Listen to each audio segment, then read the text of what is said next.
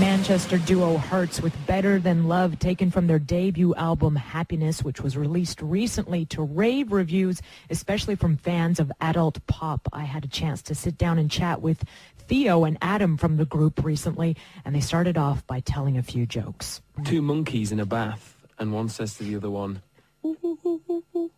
And the other one says, "Well, put some hot water in." Do you like that one? That's pretty good. I like that one. There's one more. What does James Brown feed his horses? Hey! Having that one. The winner, that, innit? That's a good one. I like that one.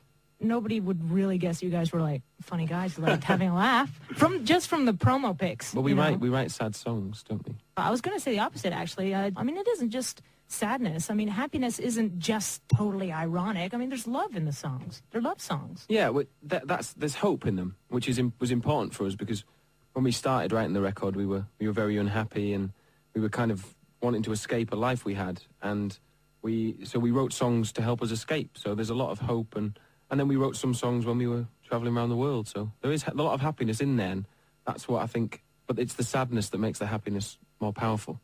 In the beginning, you guys wanted to be songwriters, like write pop songs for other people. Is that right? Who did you work for? Who did you write songs for? Oh, at the beginning, no one. No one. We always had dreams. When we first met each other, Theo and I had shared a common dream and made a lot of promises, and we didn't have a clue what we were doing.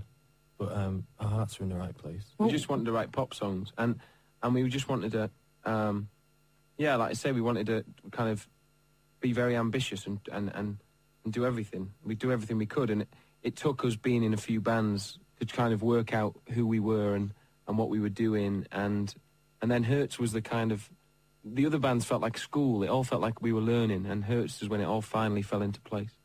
Well, you talked about having a common dream, and that dream specifically, was that like to write a perfect pop song for Madonna? I think that, don't know about Madonna, but I think first thing we ever said to each other in a very drunken, passionate English way was at 4 o'clock in the morning. 4 o'clock in the morning, outside a terrible nightclub.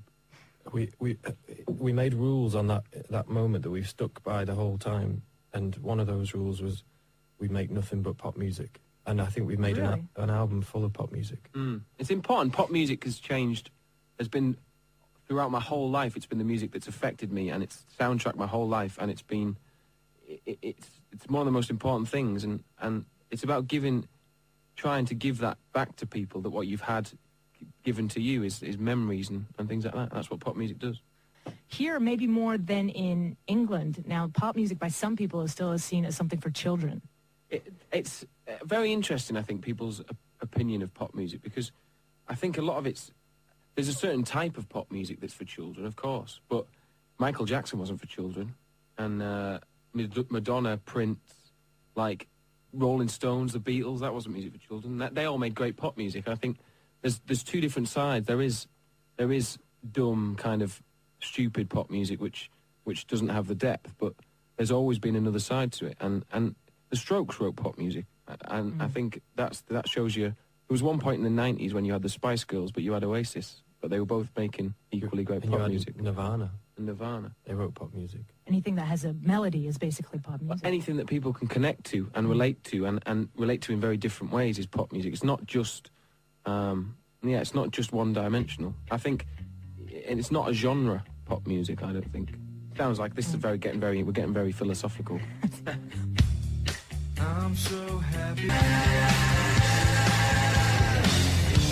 Nirvana with a pop song, according to Hertz, and they should know because they're quite close to Richard Stanner, the man who wrote Wannabe for the Spice Girls. You guys worked with Richard Stanner, didn't you? No, he's he runs the record company, the record label. Okay, all right.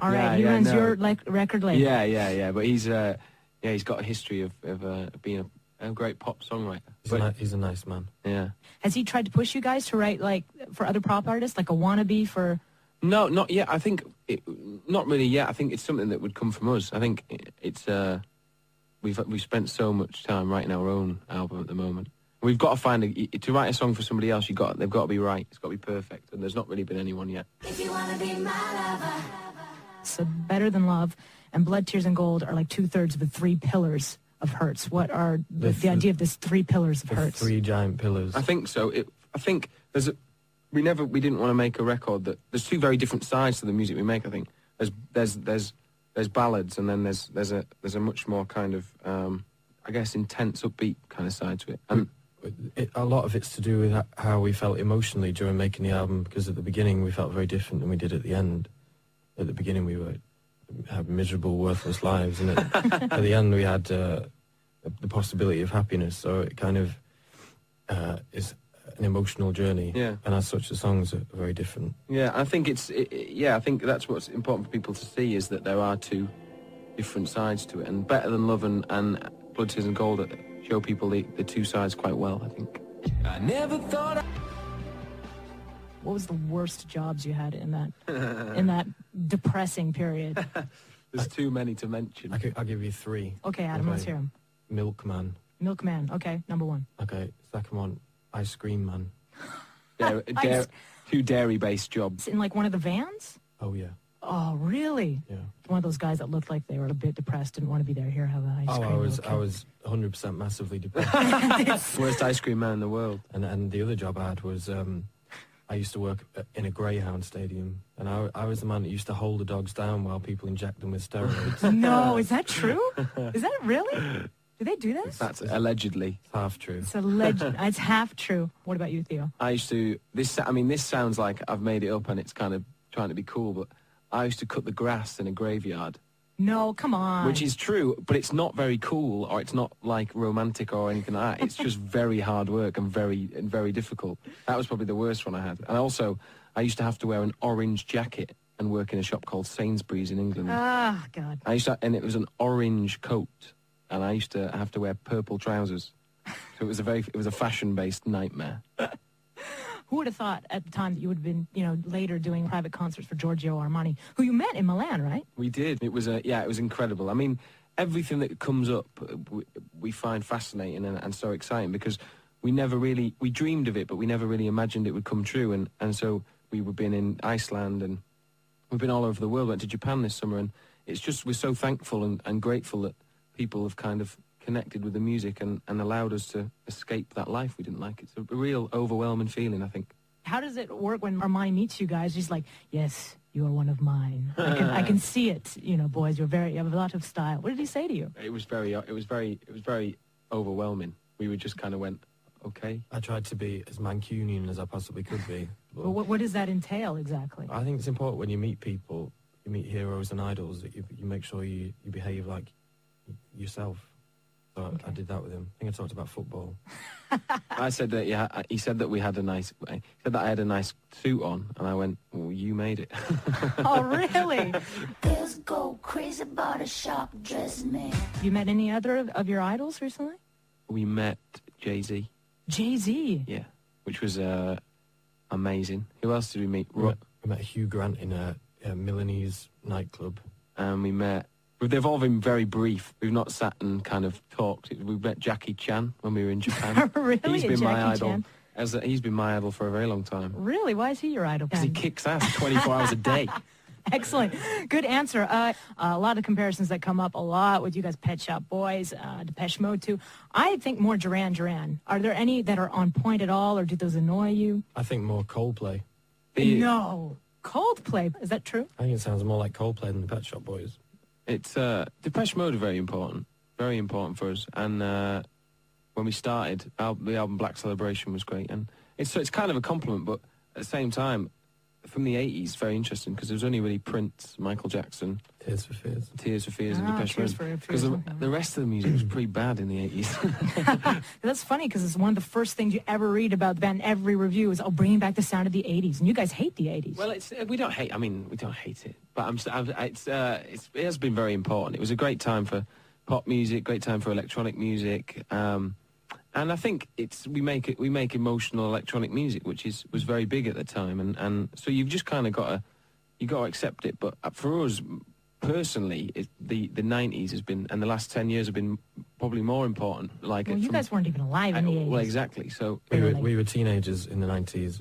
Well, I was, and bands like Oasis and movie soundtracks and things like that, they kind of shaped my musical taste. And which movie soundtracks? All those. There's hundreds of films in the 90s that had these huge number ones that stay number one for 20 weeks and things like that. Yeah. Those kind of things had an impact on me as I was learning about music. Yeah, I think, and that's what's gone into it. I think, and the good thing, I guess, about the 80s is that we didn't, because we were only tiny children, we kind of picked, like, cherry-picked the best stuff. Depeche Mode, Prince, and then we just kind of went, well, I don't really, which is, I think it's important though, because the most exciting thing about when you make music, the biggest challenge is to make it fresh and make it exciting and make it kind of interesting for people, because it's that's the biggest challenge, I think, especially in pop music, because it's always got to sound exciting.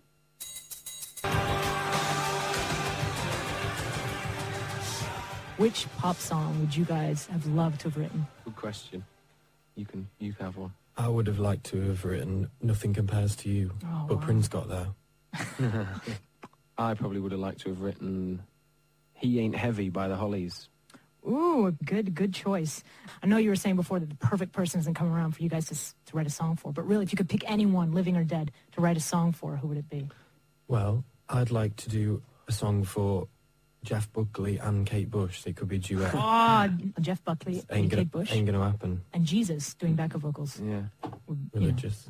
It's I'd probably Religious, choose like racist. Yeah, religious. I'd probably choose.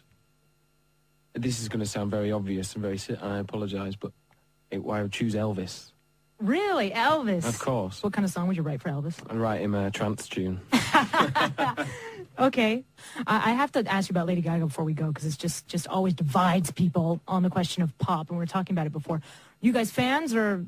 Massively, yeah. She's so important for when in a world that, like we said before, of Justin Bieber and Tayo Cruz and people like that, she does her own thing. She doesn't try and fit in. She doesn't copy anyone. And she's a classic pop star, which has been missing for a long time. I think for me, the great thing about her is you can take all those songs and remove all the bravado, and the songs are still great. If you play them on a piano, it's just her on a piano, the songs are even better. So she's got so much undoubted quality that she's just amazing. She's also made a lot of other pop stars redundant, as in no female pop stars can do anything because like Christina Aguilera's new record came out, and it didn't do so well because everyone went, well, Lady Gaga's done it. Yeah. But you guys have one, a classic pop star, on your album. Kylie Minogue, on your debut as Hurts. How'd that happen? Well, very simply, actually. We just asked her. We wrote her a letter, and we just said, because we finished the album, and that song, we thought we wanted a girl to sing on it. And we kind of thought, well, wouldn't it be good to get Kylie, because of her voice. So when she sings a sad song, it's amazing. And so we just decided to be brave and ask her. And then 2 weeks later, she said yes. And then we did it, it's very surreal because it was the last thing we did on the album. So it was an amazing end to the process. That must help that Richard Stannard, who has your label, he worked with her before, right? Yeah, funnily enough, that didn't. He just went straight to Kylie. Incredible. Straight to Kylie. Because you can't get anyone else involved. You just got to ask. You got to just go. It's like a lesson for the kids. You don't have to be connected all the time. You just don't. Write a polite letter. You just got to be brave as well.